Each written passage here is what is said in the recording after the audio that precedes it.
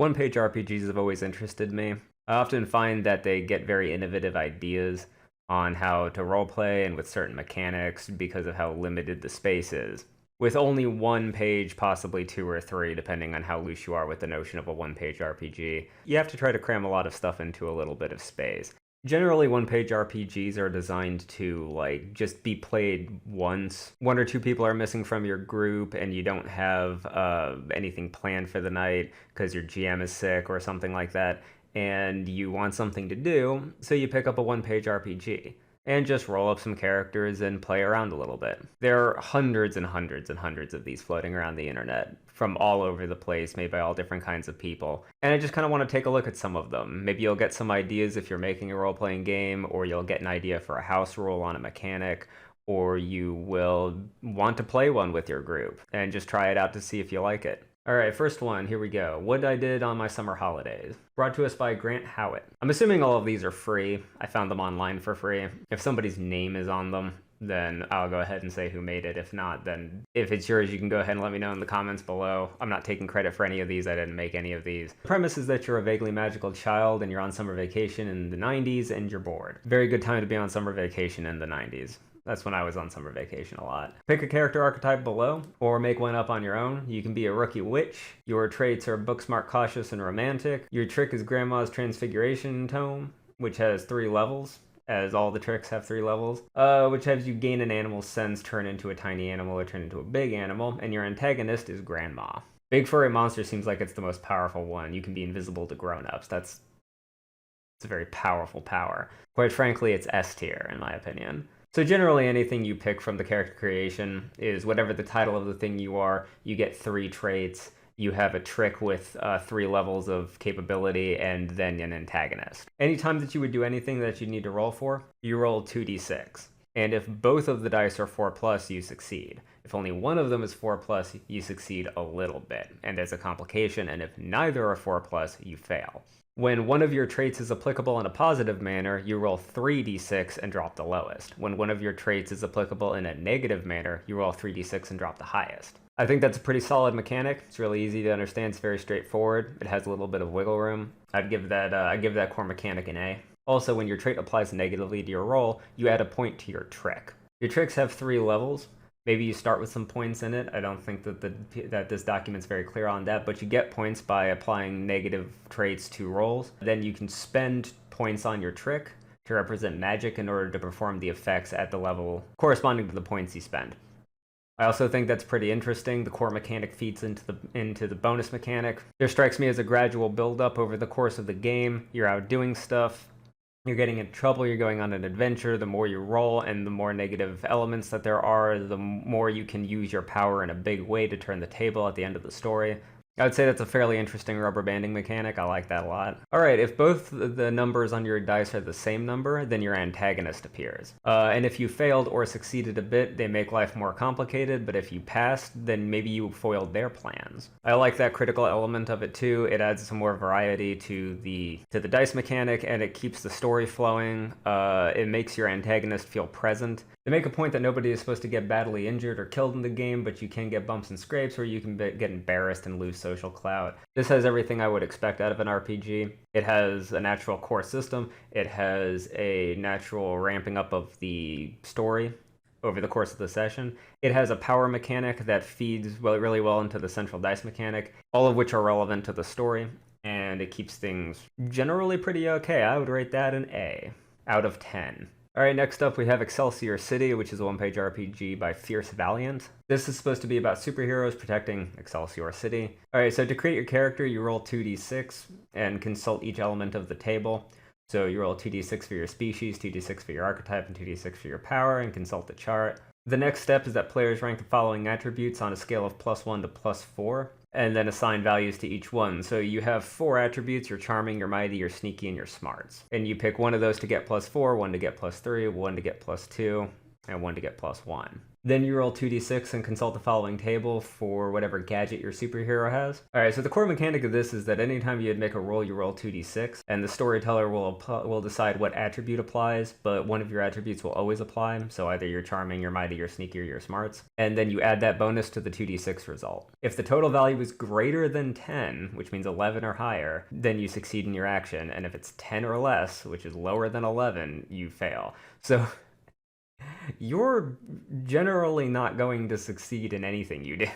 You'll succeed on average if you're using your +4 stat, but it only gets progressively less likely that you'll do anything after that point. How to win? You win as long as you're having fun. That's true for every RPG, actually. And then there's a section where if you don't like the powers that they listed in the power section, or really anything anywhere, feel free to change it, which is, of course, always a good idea. People should be allowed to change whatever they want, and especially in things like this where there's not a lot of options and everything's really loosey and, immaterial. I would probably actually rate this one C-, I think. The reason why you get a big old fat C- on this out of 10 is because the majority of the way you generate stuff is with 2d6, but it's completely unmodified, except where in character creation, the youngest player subtracts 1 from each result. So it's entirely likely that you're just going to be running around with a group of human vigilantes that are very strong, except for one that's a human detective that's very fast. That is not an unreasonable possibility, that because your dice are set on a pretty sharp average, most people are going to be pretty similar to each other. The same goes for picking your gadget. The oldest player is the one that subtracts 1 from the result on that one, but generally speaking, everybody will have utility belts. The core mechanic is very unlikely that you're going to succeed on anything that you do. There is no mechanic to help boost that besides just applying the skills that you assigned at the beginning of the game. In order to roll an 11 on your +4, you need to get a 7, which is of course the average number. But in order to get an 11 on your weakest stat, you would need to roll a 10, which is highly unlikely. I think most people will find that they're going to fail the majority of things that they do. Now, it's possible that that was the intention. Otherwise, I think it needs something to spice it up. Alright, here we have bullets and coding, which was brought to us by Jeremy Lilly. Alright, this is clearly a Matrix-related one.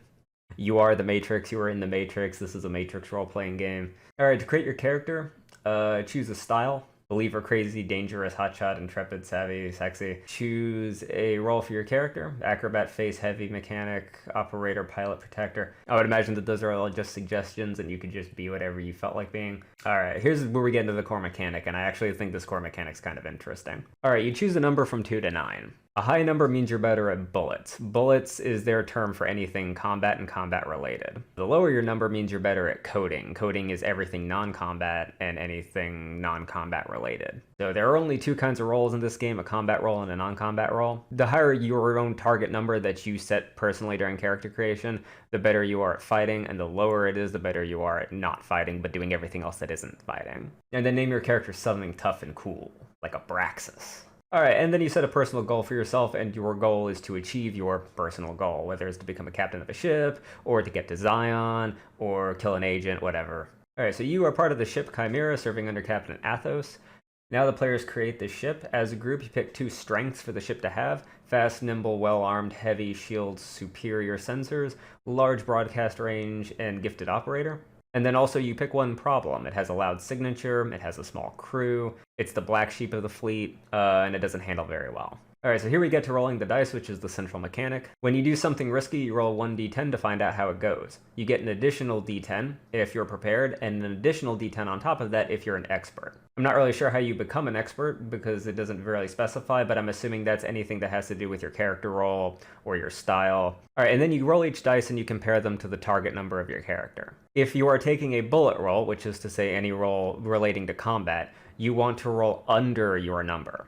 And if you're taking a coding roll, which means that any roll that isn't related to combat, then you want to roll higher than your number. I think the system's pretty ingenious because it's a way to spec into being good at combat or good at doing non-combat stuff, while giving you a variation on a sliding scale as to how good or bad you are at one thing or the other, while generally incorporating the only 2 things that really matter, which is combat and non-combat in any RPG, especially one trying to emulate the Matrix, where most people are either doing fighting or hacking of some description, or engineering, or some kind of technical thing like that. And I think this is a really elegant way to have a nice sliding scale with both character creation and target number variance, all while letting you set your own personal target number. Honestly, this is one of the best dice mechanics in these I think I've seen so far. If none of your dice succeed, then you fail and the GM says what went wrong. If only one of them succeeds, you still succeed but you get a complication. If 2 dice succeed, that's the normal success, and if 3 dice succeeds, you critically succeed and you get a bonus. If you roll your number exactly, then you basically become Neo and you enter bullet coding, where you're just all of a sudden amazing at everything for like a split second as you learn how to manipulate the Matrix and do something spectacular. Also, if you're helping someone or receiving help from somebody, you also get an additional dice, so you could end up going to 4 dice. And there you have it. Honestly, I like that one. I think that the core dice mechanic is really interesting. Pretty solid. I give this an A out of 10. Alright, next up is Sexy Battle Wizards, also by Grant Howitt. So you are a member of a Sexy Battle Wizard college. You have 3 stats. Your 3 stats are Sexy Battle and Wizard, to which you assign the values 1, 2, and 3. There's a chance to determine why you are so sexy by rolling a d6 up here. And what your signature weapon is, you get 2d10 and you combine them. Oh, I see. It's 2d10 and combine. So you have like an adjective and then the actual thing that it is. And then you roll a d6 to determine your magic school. So you roll a number of d6 equal to your most relevant stat. And your stats are, of course, Sexy, Battle, and Wizard. And then you take the corresponding number that you assigned, 1, 2, or 3, and you roll that many d6s. You also spend determination on a 1-for-1 basis to add d6s to that pool. The difficulty on your test is related to the impact of success, not the complexity of the task itself. The difficulties range from 4 to 5 to 6. If your highest dice beats the difficulty, then you succeed and describe what happens. If it equals it, you succeed, you mark 1 stress, and the GM describes something bad that happens. So you have to completely overcome the target number in order to actually succeed to your benefit. Matching the target number only makes you succeed with marginal success, so you get a complication. And then, of course, getting lower, then it fails you. And you also get a stress for failing.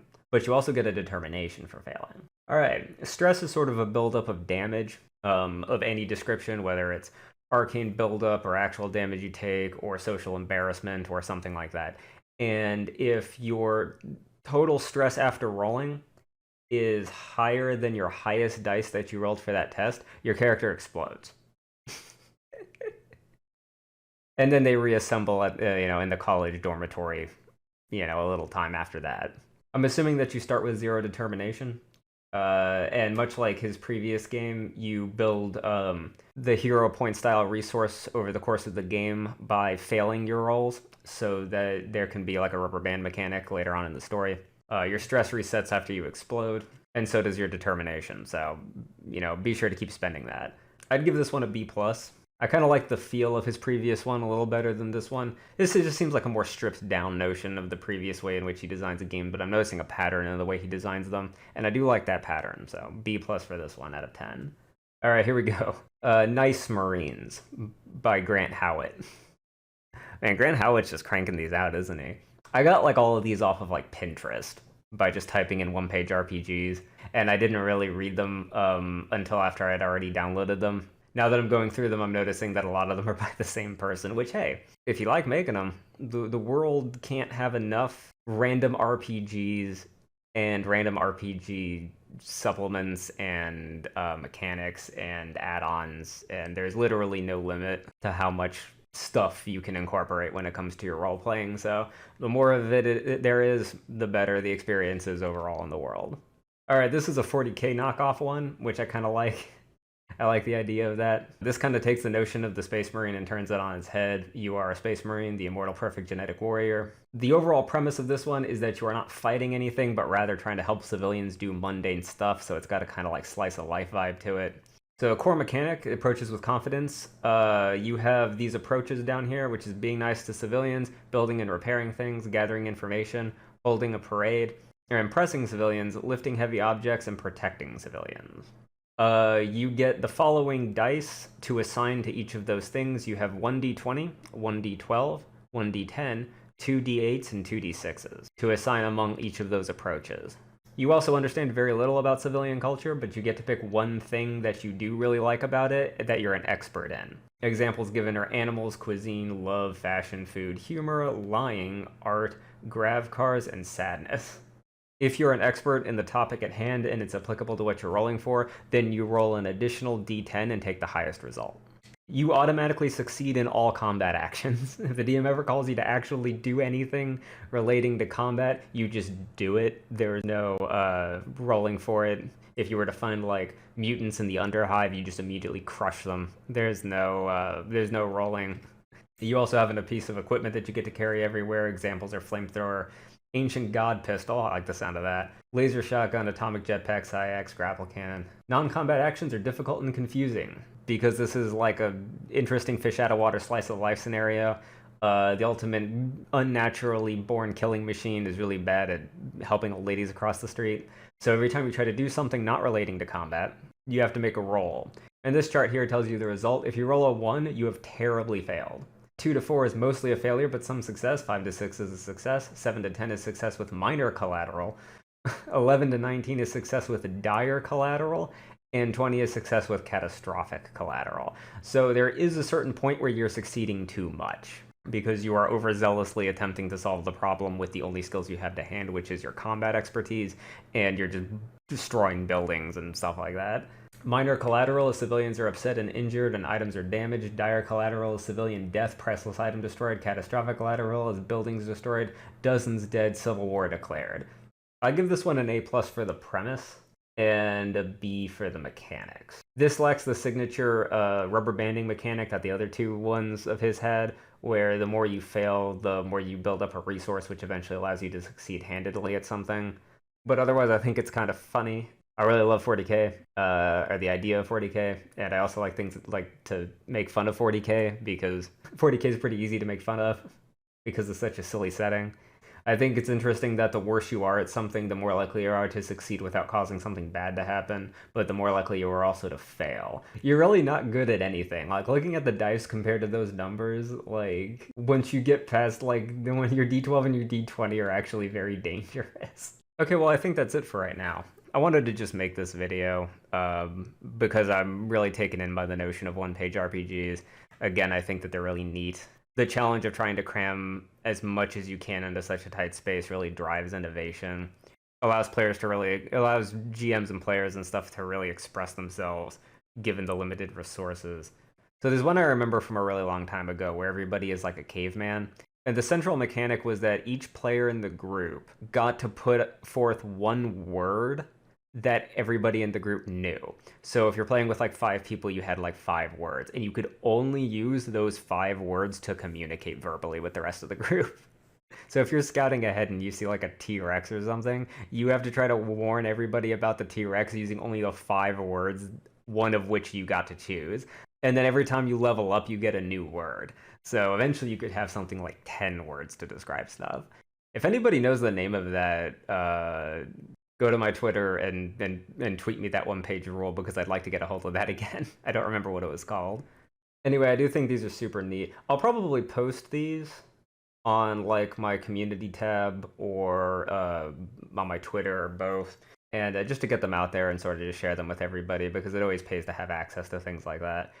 I hope you enjoyed them. I hope that you found them to be interesting. I hope they inspired you. Maybe you want to try playing one. You should always try new things, and if you just have like a free day with your group, maybe give it a shot. Anyway, I think that's it for right now. Keep all your rules to one page, everybody.